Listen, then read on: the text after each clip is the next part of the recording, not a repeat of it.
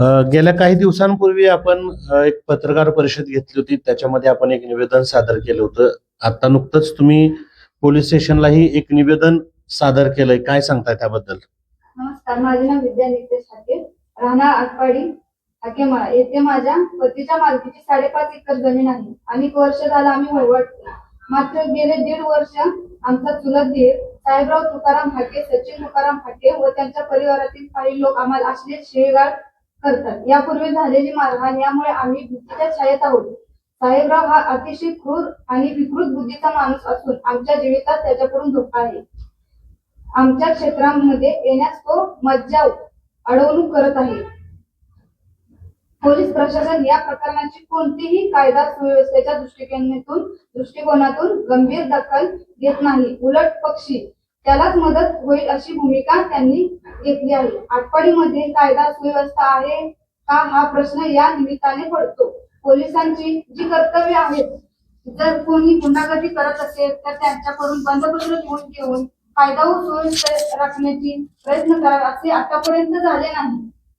एवढं सगळं करत असताना पोलीस प्रशासनाने या प्रकरणाकडे डोळेझाक केली का? आपल्या बाजूने काय न्याय दिला? आमच्या बाजूने कोणताही न्याय दिला नाही.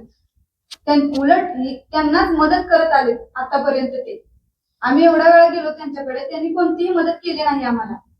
आपल्या राज्य सरकारने 2026 हे महिला शेतकरी वर्ष साजरे करण्याची घोषित केले आहे.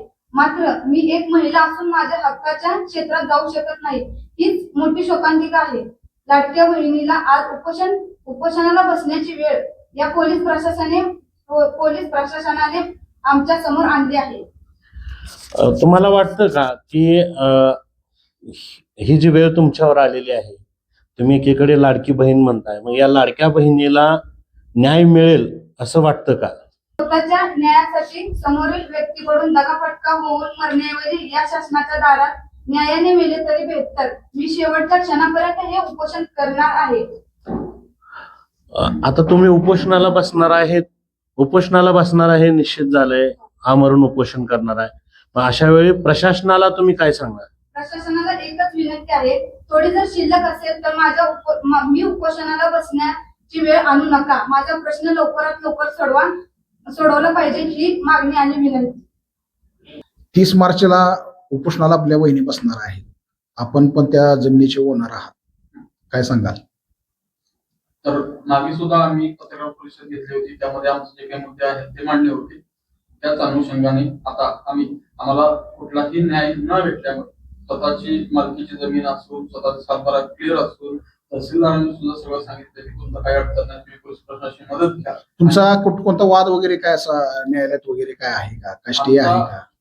आमचे जे चुलत भाऊ आहेत जे आता वाद झाले त्यांच्याशी कुठलाही वाद नाही. 0% वाद आहे ना. आमचं कुठली न्यायालयीन प्रक्रिया चालू आहे. मग आपण आपल्या क्षेत्रामध्ये का जात नाही? का भीत आहे तिथं जायला? आम्ही क्षेत्रात जाण्यास भीत ह्यासाठी आहोत की आमचे जे चुलत बंधू आहेत ते जाणीवपूर्वक जमीन हडपण्याच्या उद्दिष्टाने पोलिसांच्या मदतीने आमच्यावरती जमीन कळवण्याच्या दृष्टीने गुंडगर्दी करत आहेत. मग त्यात मागचा इतिहास पाहिला तर मागच्या 1.5 वर्षात 6 ते 7 एनसी झाले आहेत. आमच्या आई वडिलांना जीव मारण्याच्या धमक्या दिल्या आहेत, आम्हाला जीव मारण्याच्या धमक्या दिलेल्या आहेत. एक FIR दाखल झालेला आहे, त्यात मला जीव जाता वाचलेला आहे. या सर्व कारणास्तव आम्ही कुठलाही हाणामारी करण्याचा कुठेही प्रयत्न करत नाही आहोत. आम्ही जी काही रितसर प्रक्रिया आहे, जर का पोलीस आम्हाला येऊ देत नसेल तर पोलिसांकडे दाद मागत आहोत. आणि तरी सुद्धा पोलीस हे आम्हाला कुठलंही बंधपत्र लिहून घेण्याची जी प्रोसेस असते पोलिसांची ते कर्तव्य न करता आरोपीला मदत करत आहे असा माझा स्पष्टपणे आरोप आहे. यासाठी सुद्धा आम्ही वारंवार पत्र व्यवहार केला होता.